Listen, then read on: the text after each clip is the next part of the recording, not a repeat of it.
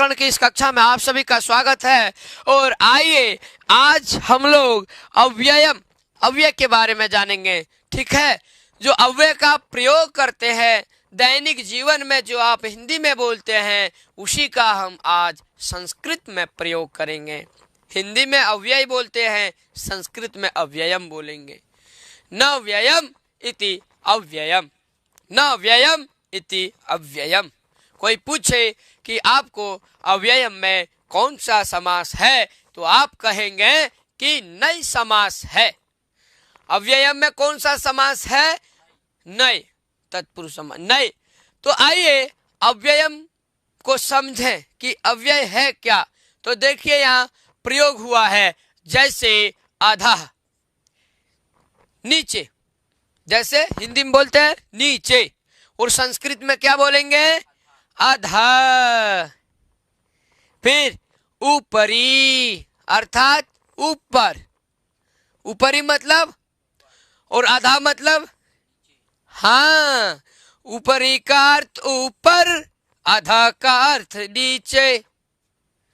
ऊपरी मतलब ऊपर और अधः मतलब नीचे। ठीक, तो वाक्य कैसे बनाना है? तो देखिए लिखा है कि वृक्षात् पत्रम अधः पतति, वृक्षात् पत्रम अधः पतति।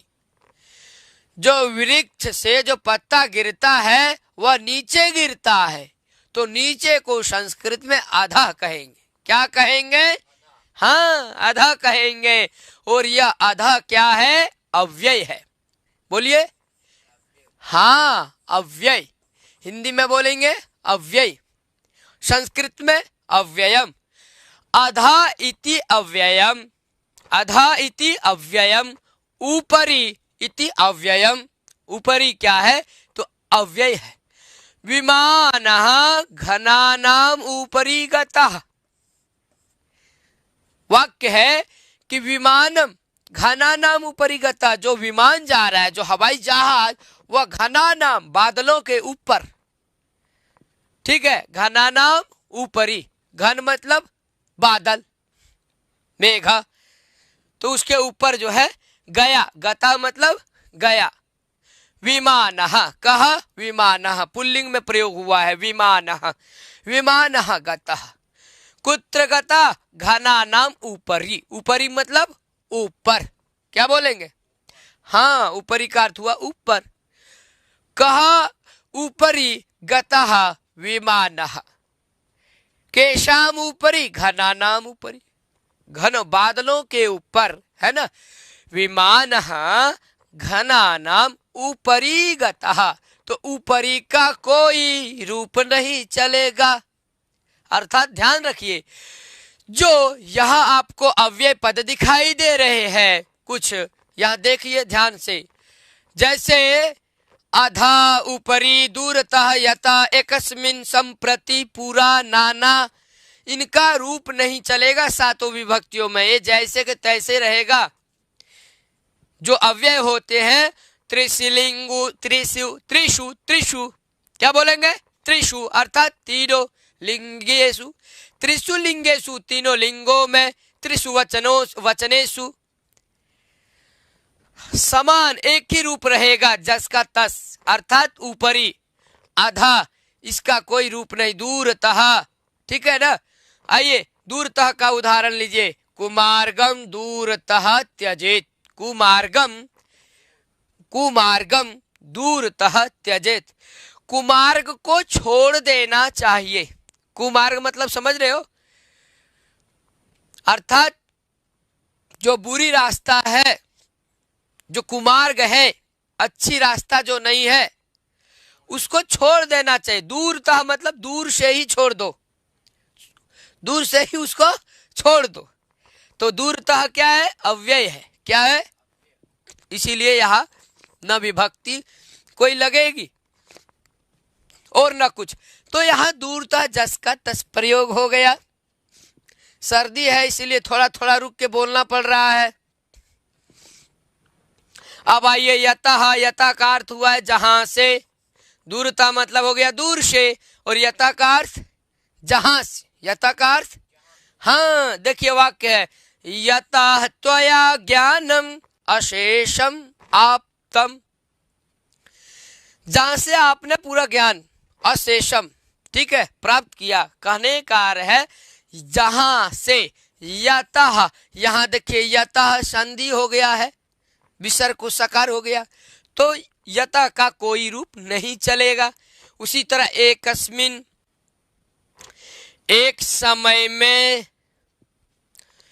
एकस्मिन वने सिंह निवसति स्म, एकस्मिन हमेशा एकस्मिन में ही रहेगा, ठीक।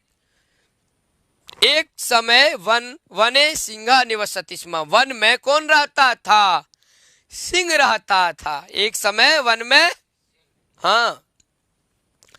संप्रति, जैसे एकस्मिन उसे वैसे ही संप्रति, संप्रति का अर्थ क्या होता है? इस समय, इसी समय या अब, ठीक है। तो संप्रति गृहस्य ऊपरी मेघ अस्ति, अभी घर के ऊपर क्या है? मेघ है, गृहस्य ऊपरी। तो यहां भी ऊपरी का भी प्रयोग हुआ है और संप्रति का भी। तो संप्रति क्या है? तो आप कहेंगे संप्रति एक अव्यय है, इसका तीनों वचनों में, तीनों लिंगों में एक समान रहता है रूप इसकी, हाँ, इसमें कोई विभक्ति परिवर्तन कुछ होगा ही नहीं, जस का तस जो लिखा है वही रहेगा। तो संप्रति गृहस्य ऊपरी मेघा अस्ति। आगे देखिए पूरा, पूरा का अर्थ होता है पहले या प्राचीन काल में, जैसे पूरा काले, क्या लिखा है? पूरा काले, पूरा में हर्ष ऊ है, पूरा काले एक नृपः आसीत्, प्राचीन काल में एक राजा थे, वह एक राजा था, ठीक है, प्राचीन काल है। तो पूरा देखिए जैसा का तैसा। नाना, नाना मतलब विविध प्रकार से, नाना का अर्थ क्या होगा? विविध प्रकार से। तो नाना फलै फलति कल्पलते व भूमि, नाना का अर्थ जो है वह क्या होता है? विविध प्रकार से। ये क्या है? तो बोलेंगे अव्यय है। तो नाना फलै ही फलति, तो नाना प्रकार के, विविध प्रकार के फलों से जो है फल, यह जो भूमि है, ठीक है, कल्पलते व भूमि, ये भूमि किस तरह है? यह भूमि कल्पलता के समान है। और यहाँ विविध प्रकार के फल, फले ही फलति, आप कहने का अर्थ है विविध प्रकार के फल से जो है ये कल्पलता की जो है भूमि है, यह भूमि कल्पलता के समान है। और फल ही फलति, नाना प्रकार के फलों के द्वारा फलित होती है, ठीक। खलु मतलब होता है निश्चय, खलु मतलब भवान भोजनम कृतवान खलु, आपको मैं बोलता हूं भवता भोजनम कृतम खलु, आपने भोजन कर लिया, अर्थात निश्चय के अर्थ में। जैसे मार्गे पदानि खलु ते विषमी भवन्ति, मार्गे पदानि खलु ते विषमी भवन्ति। किंचित, किंचित का अर्थ क्या होगा? कुछ, देखिए लिखा है ना कुछ। किंचित अल्पाहारम ददातु, किंचित जलम पिबतु, किंचित धनम ददातु, किंचित पठतु। कुछ, किंचित मतलब कुछ, इसका रूप नहीं चलेगा। ये क्या है? किंचित अव्यय पद है। क्या है? अव्यय पद। तो आज हम लोग अव्यय पद के बारे में जान गए, ठीक है। कुछ अव्यय पदों का हम लोग अभ्यास किए, वाक्यों में उसका प्रयोग किए। जैसे कि वृक्षात् पत्रम अधः पतति, वृक्ष से पत्ता, पत्रम मतलब पत्ता, अधः अर्थात नीचे गिरता है, और बहुत सारे पत्ते गिरते हैं, तो वृक्षात् पत्राणि, पत्रम के जगह क्या हो जाएगा? पत्राणि। और जब बहुत सारे पत्ते होंगे तो वहां हो जाएगा पतंती, क्या हो जाएगा? क्रिया, हाँ, वृक्षात् पत्राणि पतंती, ये क्रिया। वृक्ष से पत्ते गिरते, अब कहाँ गिरते? तो अधः पतंती, फिर आप अधः का भी प्रयोग कर लेंगे। किसका? अधः का भी। वृक्षात् पत्रम व वृक्षात् पत्राणि अधः पतंती, ठीक। तो आज के लिए इतना ही मेरे प्यारे छात्र एवं छात्राओं। आज आपने अव्यय का प्रयोग करना सीख लिया। अब इसके बाद हम फिर अगली कक्षा में मिलेंगे। यहीं पे मैं विराम लेता हूं। आपको वीडियो अच्छा लगे लाइक करिए, शेयर करिए, साथ साथ कमेंट्स करिए। ठीक है, चैनल को सब्सक्राइब कर लीजिए। आज के लिए इतना ही। नमः संस्कृताय।